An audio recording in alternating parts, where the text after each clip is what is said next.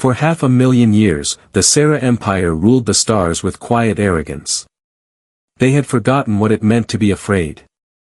Empires rise and fall, but the Sera had made an art of survival.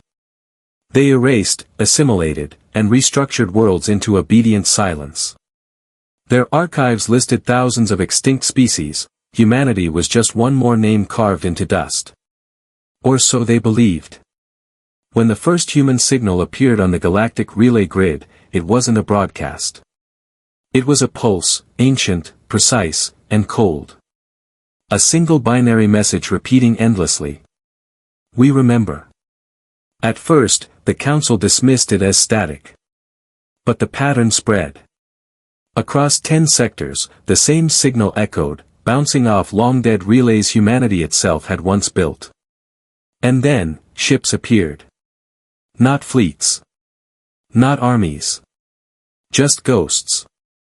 Silent vessels emerging from dark space, hulls blacker than the void. No identification. No transponders. Only the faint whisper of human code, encrypted beyond anything the Sera could break. The Empire sent scouts. None returned. Then they sent warships. Those returned as wreckage. The Sera Empire had faced rebellion before, but never this. This wasn't defiance. It was precision. Every strike, surgical. Every retaliation, anticipated. Humanity wasn't fighting for conquest. They were performing a calculation. At the heart of Sera Prime, inside the crystalline halls of the Galactic Council, panic took the form of politics. Admirals shouted across marble chambers, their voices distorted by holographic echoes. "We are under attack," one screamed. "Identify the aggressors." Another snarled back, "We did. They call themselves." The word caught in his throat. Humans. Silence. That name was a ghost story, the kind used to frighten young officers into obedience. Never underestimate the primitives, the elders had said. They created their gods, then killed them. They made war their language. The council ordered an immediate investigation. But by the time their fleets reached the outer colonies, those worlds were already gone, not destroyed, but empty. Cities dismantled. Databanks wiped clean. Satellites orbiting ruins that whispered only one phrase in every Sera dialect. "You should have left us in peace." Across the stars, the message spread faster than any fleet. Whispers in shadow markets, rogue channels, even within the Empire's own military networks, the humans had returned. Some called it impossible. Others said it was divine retribution. But the most dangerous ones called it hope. Because if a species erased from existence could rise again, maybe extinction wasn't final. Admiral Sexathera of the Sera Third Fleet was the first to face them directly. Her command ship, the Radiant Ascendancy, was a vessel of terror, 2 kilometers of polished crystal and plasma-laced armor. When she entered orbit above the colony of Navera 9, she expected resistance. Instead, she found nothing. No defense grid. No power signatures. Only silence. Then her sensors caught movement. A small object, drifting near the planet's shadow. Too small to be a ship, too controlled to be debris. She magnified the image. It was an old human satellite. Rusting. Scarred. As her scanners locked onto it, the satellite activated. A human voice, old, coarse, and unmistakably angry, filled the bridge speakers. "You watched us burn. You watched us beg. You called it balance. Now watch what comes next." The signal cut. And every human satellite within the sector detonated simultaneously. Each explosion released a storm of electromagnetic interference, a blackout that blinded Sera sensors across half the frontier. And through that storm, human ships moved like shadows. Not massive dreadnoughts, but sleek, predatory craft that struck once, vanished, and left devastation in their wake. Sexathera ordered pursuit.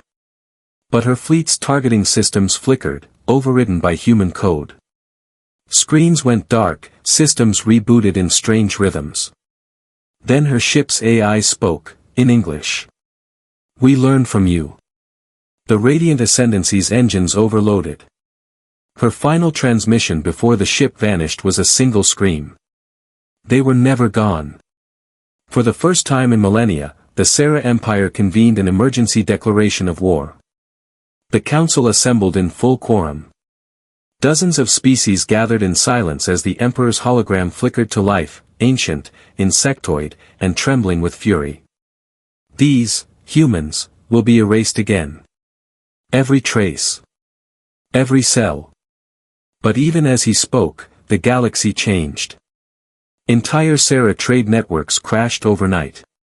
AI cores reported foreign encryption signatures, human algorithms older than the Empire itself.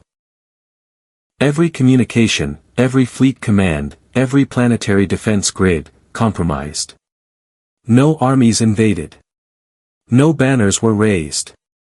Humanity was fighting an invisible war, one of information, silence, and fear. And it was working.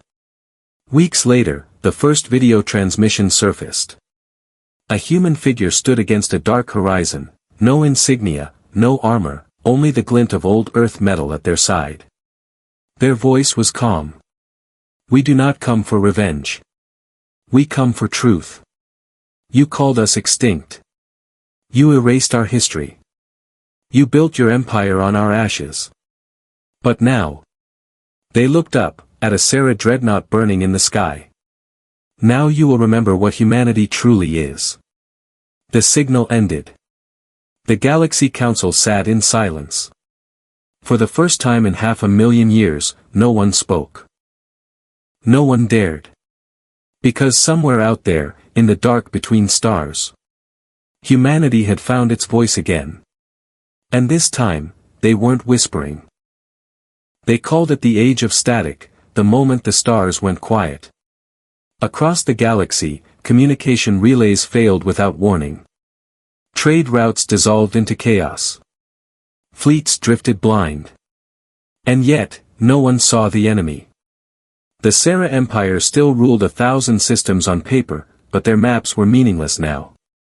Every time a new beacon was placed, it burned out within hours, infected by human code that rewrote itself faster than anyone could isolate. No fleets. No invasions. Just silence. A silence that terrified them more than war ever could. On the 117th day of the blackout, Admiral Sexathera's replacement, Lord Strategos Velar, stood in the war room of Sera Prime, surrounded by ghosts of data. "Our entire frontier has gone dark," his aide reported, trembling. "Define dark," Velar hissed. "No traffic, no signals, no survivors." "Then send the purge fleets." "We already did, my lord." Velar turned slowly. "And?" The aide swallowed. "They never reported back. The Sera tried everything. Mass burnouts of infected systems. Quantum firewalls. Even self-destructing AIs. But the humans were already inside, not just in their machines, but in their minds. Because humanity didn't just fight wars. They studied them. They understood that fear was a weapon sharper than any blade, faster than any beam. And so they used it. Entire Sera fleets received fake distress calls, cries from colonies that didn't exist. When they arrived, they found recordings, old, corrupted human transmissions from Earth's final hours. Screams. Static. Children's voices whispering. "Do you still think we're gone?" The Sera began purging their own archives, deleting anything human. But the more they deleted, the more appeared. Old songs. Photographs. Blueprints of machines they'd never seen before. Some said the humans were rewriting reality itself. At the outer rim, deep within an abandoned Dyson field, humanity built something unimaginable. A hidden fortress world known only as Erebus. It didn't appear on any chart. It didn't broadcast any signal. It existed between moments of time, wrapped in shadows and computation. Here, the reborn human species gathered, not the same as before. They were colder now. Smarter. Unified. Half organic, half digital, a civilization built to outthink empires. They had spent 500,000 years in exile, studying their own extinction. And now, every lesson had become a weapon. Inside Erebus, the Council of Earth watched the galaxy crumble on silent displays. They still see us as what we were, said one. Let them, another replied. Their arrogance is the shield we walk beneath. But not all were soldiers. Some humans remembered compassion, a dangerous trait in a war like this. Commander Arya Wren, once a child of the old Earth archives, questioned the mission itself. If we destroy them as they destroyed us, she said, then we become the same thing. The human overseer, known only as Director Soul, turned toward her. His face was hidden behind a mask of shifting code. No, he said. We're not becoming them. We're teaching them what they created. Outside, human fleets drifted through void space like phantoms, black holes absorbing light, systems powered by quantum silence. Each ship named after an ancient tragedy, Thermopylae, Dresden, Hiroshima, Gaza, Nagasaki. They weren't just names. They were warnings. Then came the first psychological strike. The humans hijacked the Sarah capital's main broadcast network, a channel that reached trillions. For 12 seconds, the galaxy heard it. A heartbeat. Human. Slow. Steady. Then a voice. Calm. Every empire believes itself eternal. You taught us that. You showed us what it means to be forgotten. Now, we return the lesson. The message ended. And across the empire, heart-monitoring implants in Sarah citizens began echoing the same rhythm, synchronized to the broadcast. No one could turn it off. Every living being within the network heard the sound of a human heart beating inside them. For days, panic consumed the empire. Temples filled. Armies mutinied. Entire sectors declared neutrality, fearing divine punishment. The humans said nothing more. But the true war wasn't fought in ships or networks, it was in perception. The Sarah Empire had built its strength on control, information, history, fear. Now humanity used those same tools to dismantle it. They seeded stories into the void, tales of human infiltrators, entire worlds that surrendered without a fight, alien officers haunted by voices in their sleep. None could be verified. All were believed. By the time the Sarah realized they were fighting shadows, it was too late. Their fleets were paralyzed by indecision, their citizens paralyzed by fear. And through it all, the humans never once claimed victory. Months passed. The galaxy seemed to hold its breath. Then, without warning, the humans reappeared, not in fleets, but in orbit above Sarah Prime itself. Hundreds of ships, silent, black, motionless. They didn't fire. They didn't move. They simply watched. The Empire assembled every remaining warship, every planetary defense, every weapon of extinction. But the humans didn't attack. Instead, they opened a channel. A single holographic projection appeared in the Emperor's chamber. A human stood there, face pale, eyes like distant suns. We are not gods. We are not demons. We are what you made of us. You wanted silence, and we learned to master it. Then the human raised a small, ancient object. A fragment of glass, scorched, marked by fire. This was from our home. We kept it. We remembered. And now, so will you. The projection vanished. Every Sarah data core across the Empire ignited, not in flame, but in memory. Every erased record of humanity, every document, every image, every line of code, restored itself. Across a million systems, history rewrote itself overnight. And with it came a final message. Your empire stands on lies. Now let truth be your ruin. The Sarah Emperor watched as centuries of propaganda disintegrated. He turned to his advisors, voice trembling. What are they? No one answered. Because deep down, they already knew. Humanity was no longer just a species. They had become something else. A mirror. A reflection of every empire that had ever believed itself immortal. A reminder that nothing, not even extinction, could silence memory. The war ended without a sound. No treaties. No surrender. Just silence, deep and final. The Sarah Empire collapsed not through battle, but through truth. Its archives, once filled with lies, now glowed with human history, raw, unfiltered, undeniable. And with every recovered fragment, the illusion of control shattered. On world after world, statues fell. Colonies rose against their governors. Armies laid down their weapons. But in the quiet aftermath, something strange began to happen. Human signals, the same ones that had orchestrated the silent war, started to fade. Fleets vanished. Transmission routes went dark. The humans who had returned from oblivion were withdrawing into it again. No one knew why. On Erebus, the hidden human world, the council watched the collapse unfold in perfect calm. The Empire is finished, said Director Sol. Then why retreat? Asked Commander Arya Wren. Because this was never about them, Sol replied. It was about what comes next.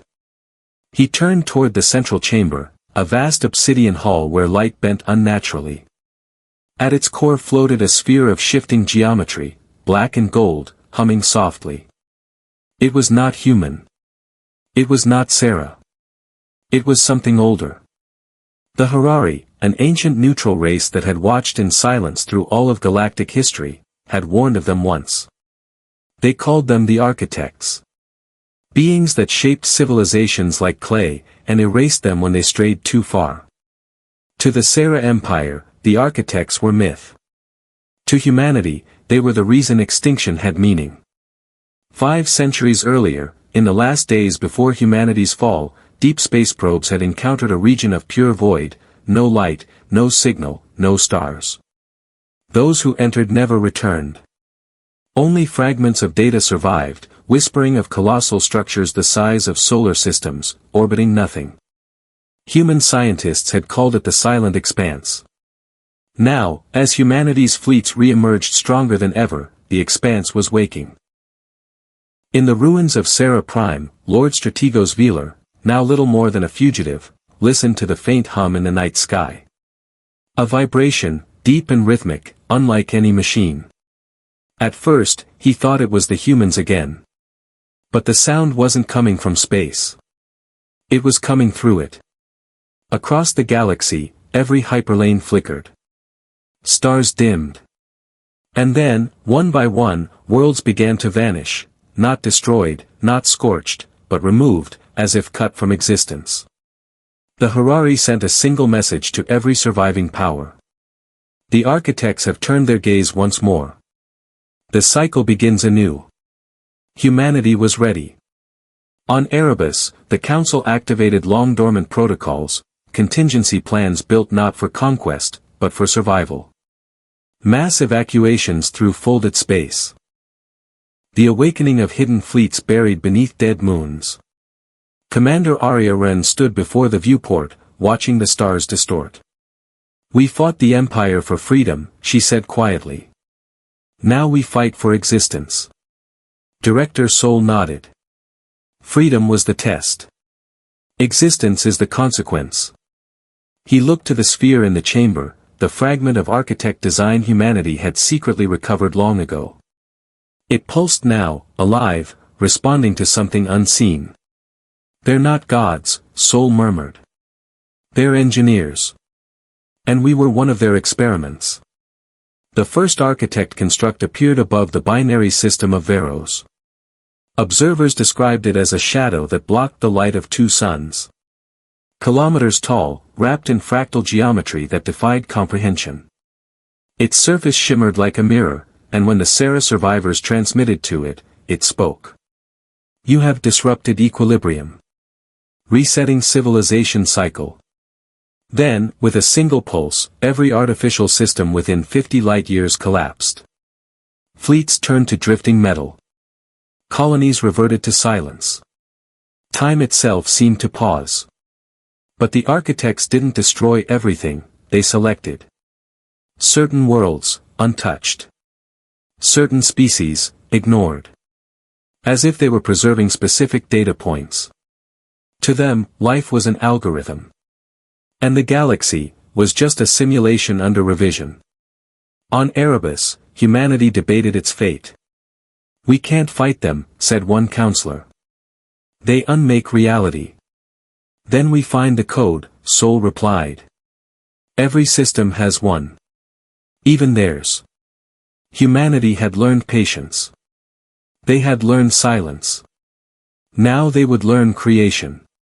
For years, humanity had been studying the architect fragment, trying to understand how it thought. And deep within it, buried beneath layers of alien logic, they found something unexpected. A voice. Human. If you're hearing this, then they've started the cycle again. I couldn't stop them. But maybe you can. It was old. Older than the fall. A recording from the first humans who had ever encountered the architects. They hadn't been destroyed. They had been absorbed. Director Sol stared at the data for hours before speaking. They didn't erase us, he said.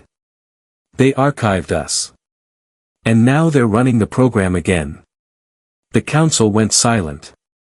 Because if that was true, then even extinction had been designed. Humanity's war, their revenge, their resurrection, all of it might have been permitted. So what do we do? Arya asked. Sol turned to her. We do what they don't expect. And what's that? We evolve.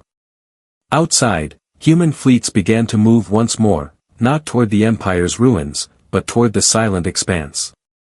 They didn't broadcast. They didn't warn. They simply entered the dark. Within the expanse, reality folded. Stars bent like glass. And deep within the void, the architects stirred. What happened next was never recorded. Only fragments survived, strange energy readings, impossible gravitational echoes, and a single message sent across the remains of the galactic network. Cycle interrupted. Parameters changed. The galaxy held its breath. Then, for the first time since the architects had awakened, they stopped. The shadows withdrew. The worlds returned. And in the silence that followed, a single human transmission reached every system once more. We are not your experiment. We are your successor. In the centuries that followed, the galaxy rebuilt, cautious, reverent, and forever haunted by the memory of what had happened. No one saw the humans again. Their worlds remained hidden, their fleets unseen. But every so often, in the deepest parts of space, explorers reported faint signals, pulses of binary light repeating endlessly. When decoded, they always said the same thing. We remember.